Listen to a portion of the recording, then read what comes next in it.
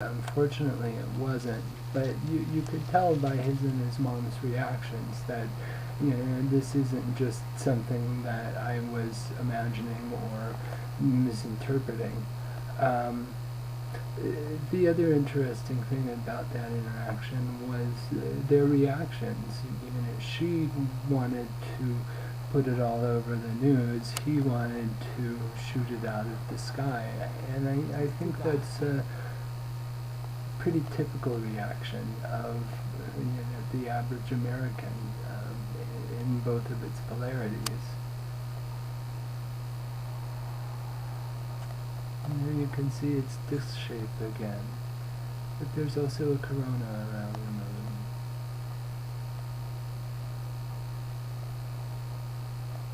So you can't roll out, but there's still a corona over the moon, and it went back into a squiggle. And you can tell by picking, a couple of stars, your favorite points that you can find, that I am moving, especially when it gets up to those higher zoom levels. It gets more noticeable, but I'm not moving that much. Not enough to create the kind of squiggles that are bouncing in the sky and the kind of ghost circles when it comes into being a streak rather than a ghost streak rather than a solid streak.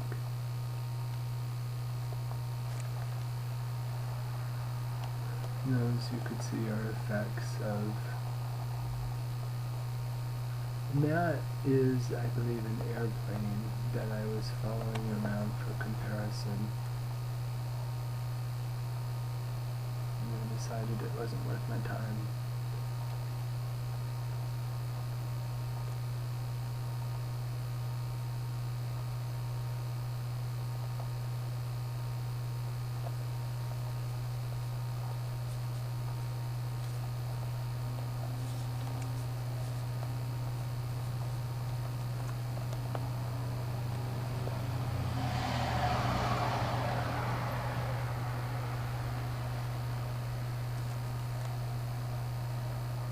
There you can see other orbs, other lights bouncing around.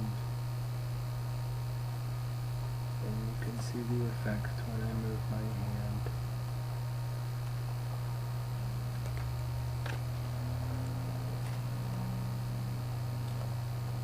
And I was always the kind of kid at the party that didn't, when I was growing up, that didn't want to go to bed because I didn't want to miss anything. So, throughout the night I just kept popping out.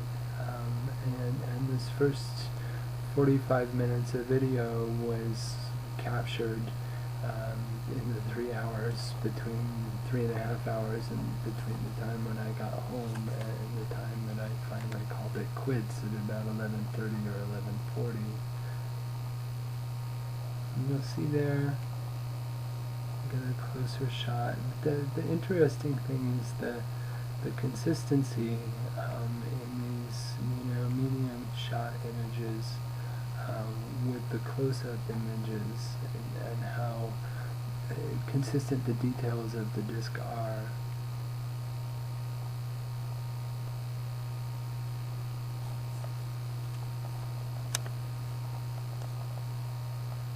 And again, there's that color artifact.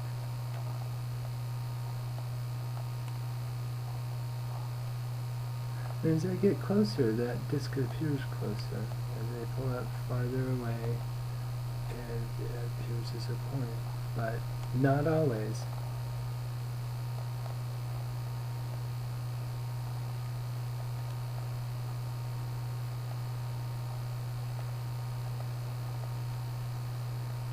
It seems to be able to choose how it's seen.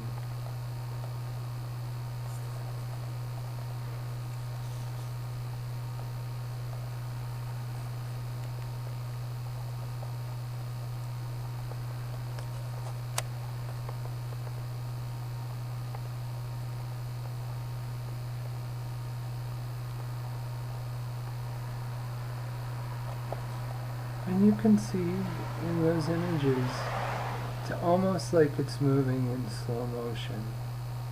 and you can see the ghost circles it leaves behind, sometimes as just bright circles, sometimes as echoes of that disk image itself. And this can be explained by something that Nikola Tesla used in his Philadelphia experiments with the Eldridge. And that is actually traveling between dimensions. And so what you see as you're seeing this is you're seeing the disk go from our dimension into the ethers. As someone explained it, it's like the computer code behind the windows on your computer screen.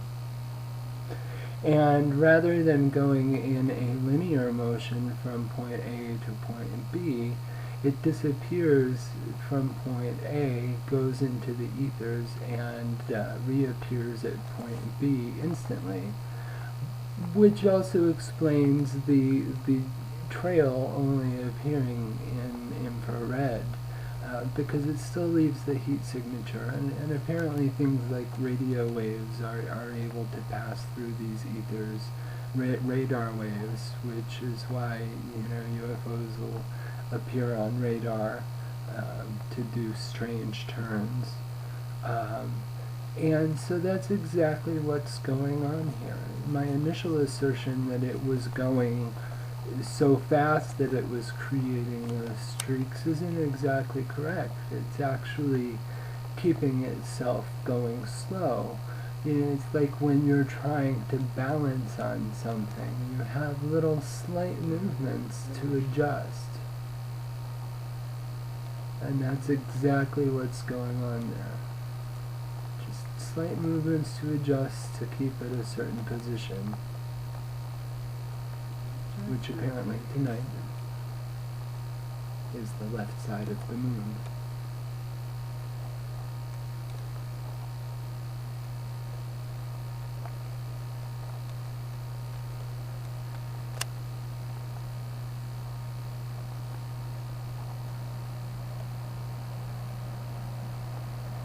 And that's an interesting effect.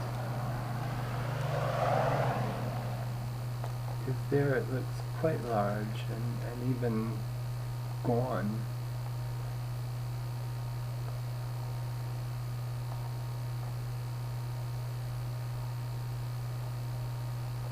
But as I pull back, I show that it's still there.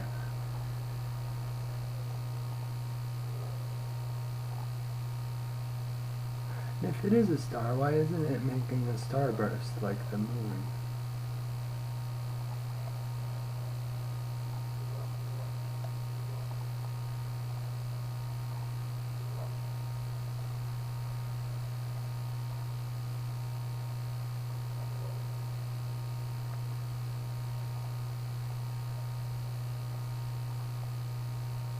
And again, if you find a star point on the screen, you can kind of watch that simultaneously, and that's incredible detail. If you notice that notch, there's the same notch in every single image of the circles that are found in the NASA tether video, where there are many of those things flying past this tether, captured by a space shuttle mission.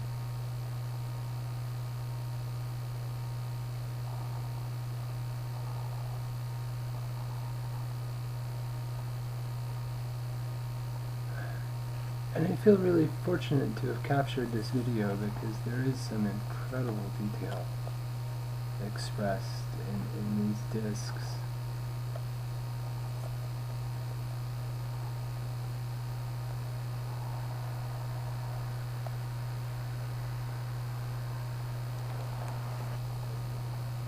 That again was an airplane.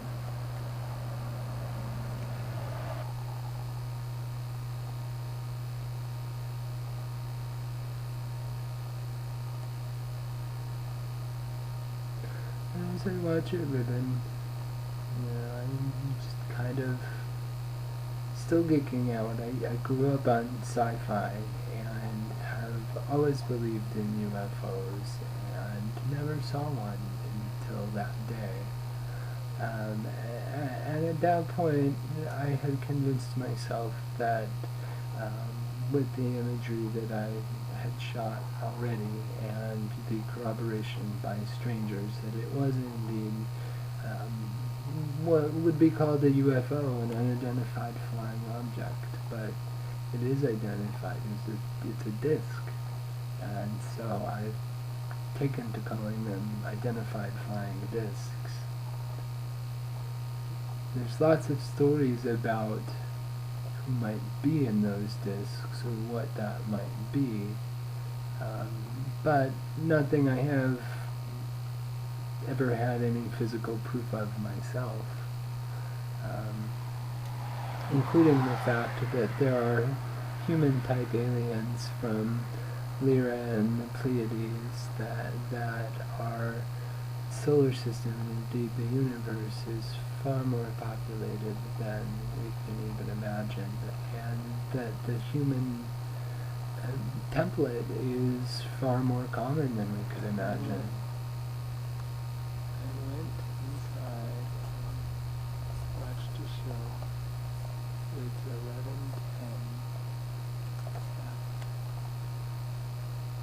And my friend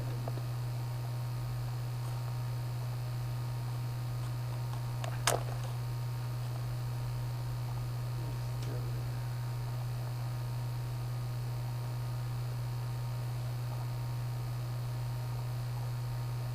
Remember, it started about 8.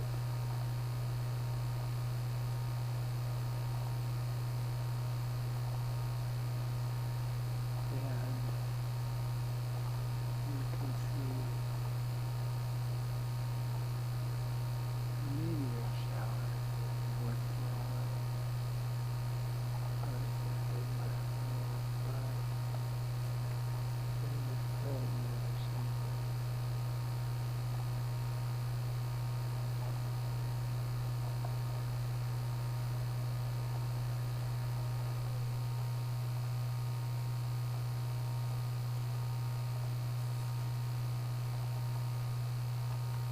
I find this interesting that this was happening on a night when a lot of people would have been looking up at the sky.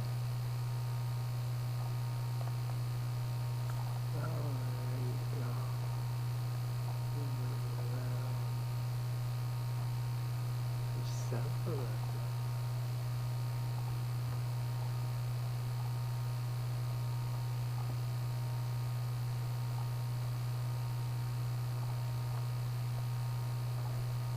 There's one right there.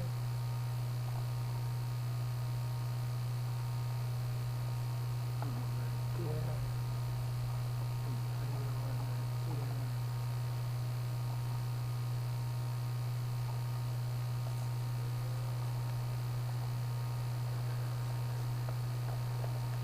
To differentiate them in real time, they just look like really bright lights that are just kind of hanging there.